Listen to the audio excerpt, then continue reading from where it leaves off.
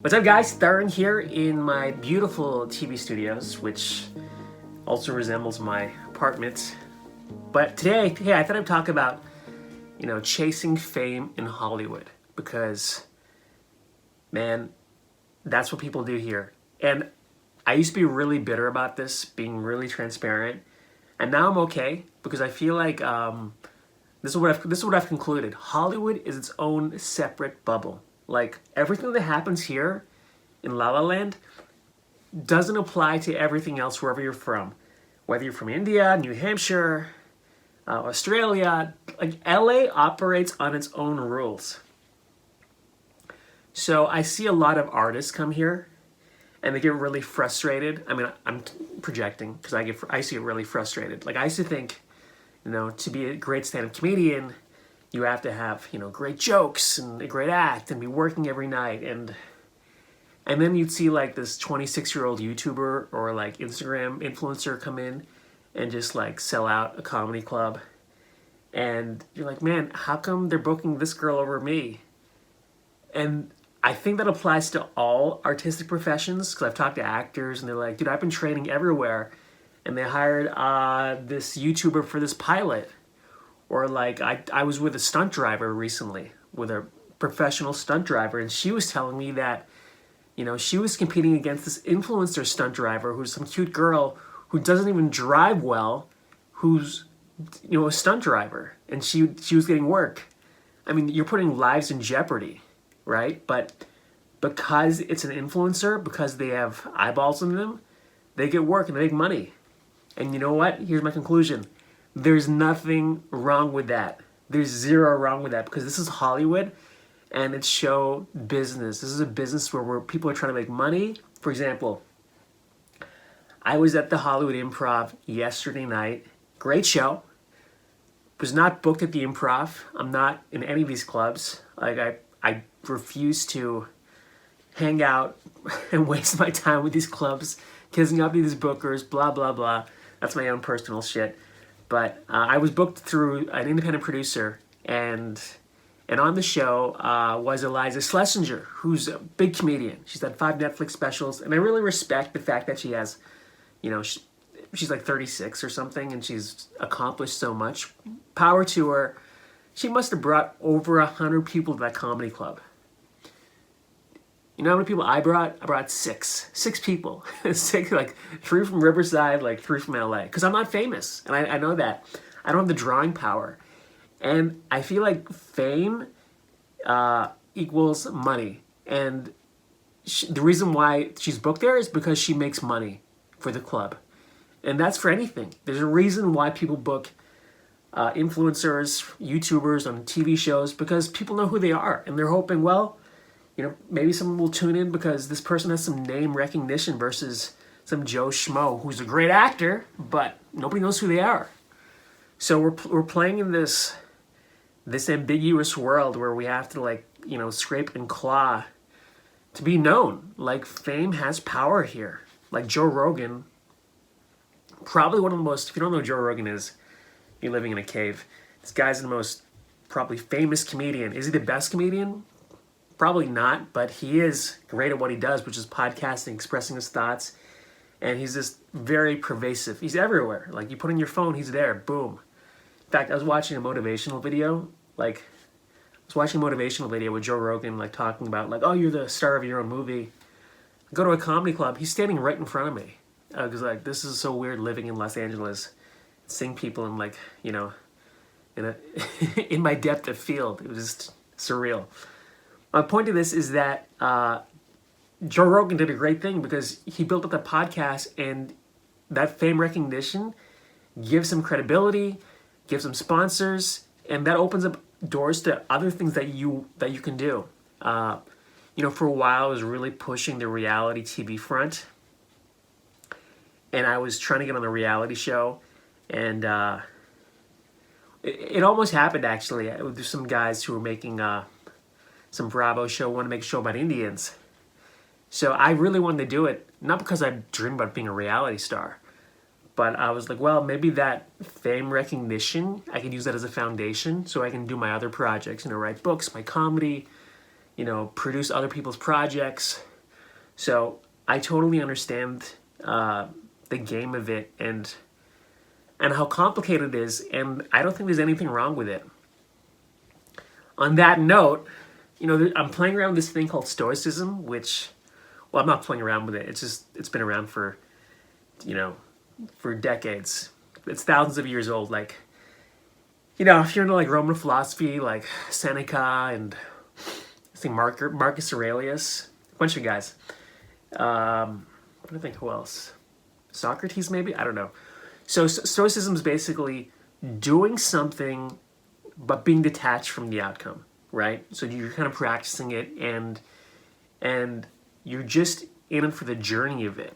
And there's a lot of power in that because when you're just kind of detached from the results, you can just kind of focus on the craft and then you get really good. You get really good at what you're doing.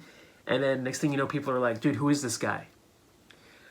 Now, I love that because it kind of, first of all, who's a robot who can just detach themselves from reality? Because I don't know anybody who's in this, even when I go to auditions, I'm not like so detached where I'm like, hey, I don't care what happens. Because I still have to drive to my stupid audition, get parking, show up. Then all of a sudden I'm going to be like, all right, I'm going to forget about it completely. Like, I'm not a robot. I can just shut that off completely. But I do love that idea of stoicism, of just being able to do what you do and, let the rest work itself out. In fact, I did a booking.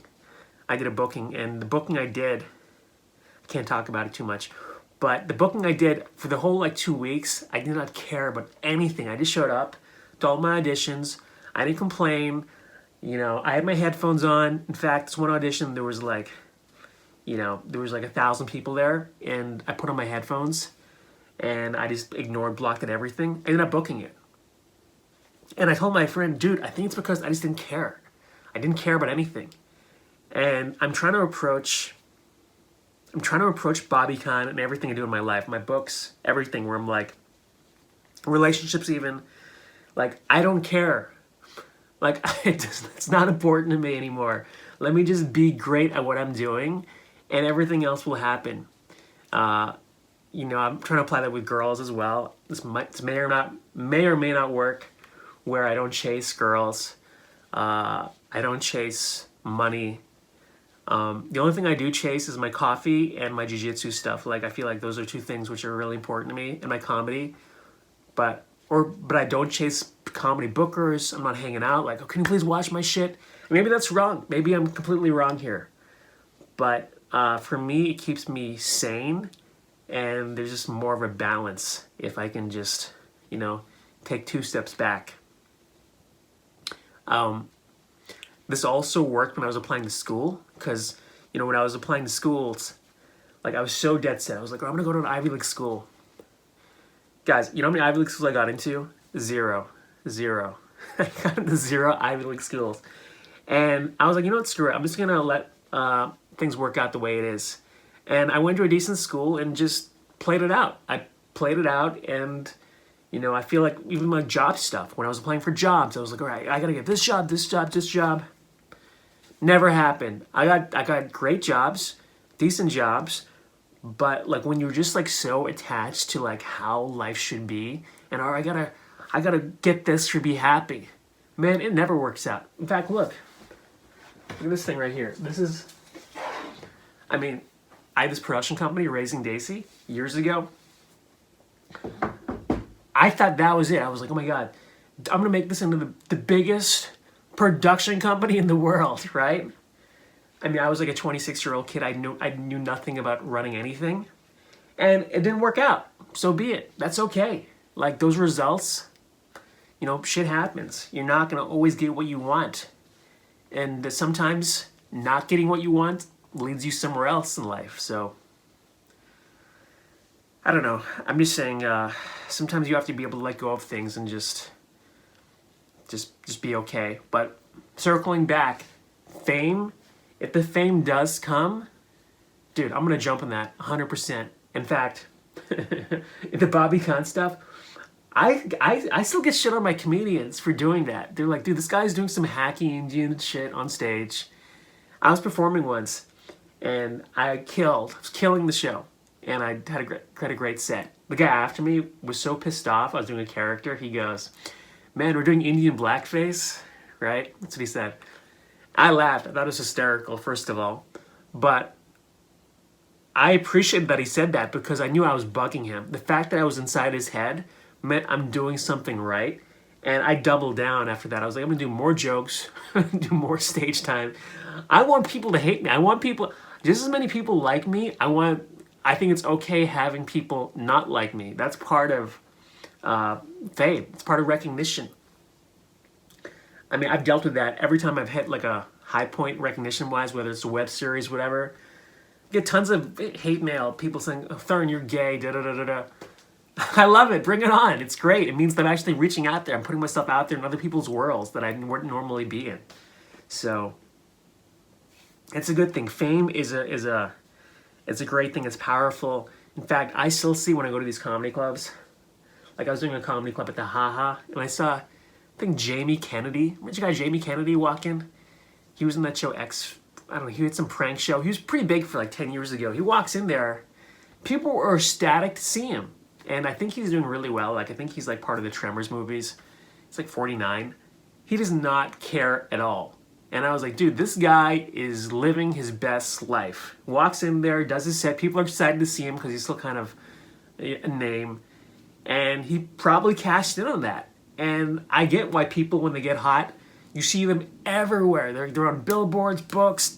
Even if they don't know how to write, they're releasing books. Like, the books are like indecipherable.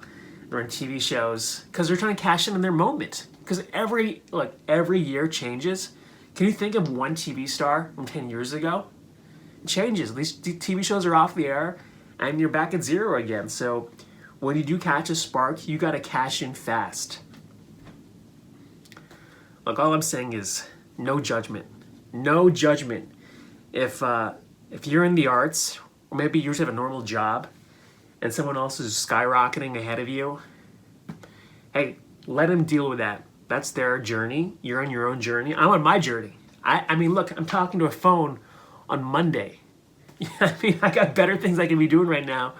But hopefully, I mean, you'll find some value in this because I've been around, and I'm telling you, you will be your own worst enemy if the jealousy, envy thing gets in your head. And if you do get famous, run with it, but until that day happens, your life's great the way it is.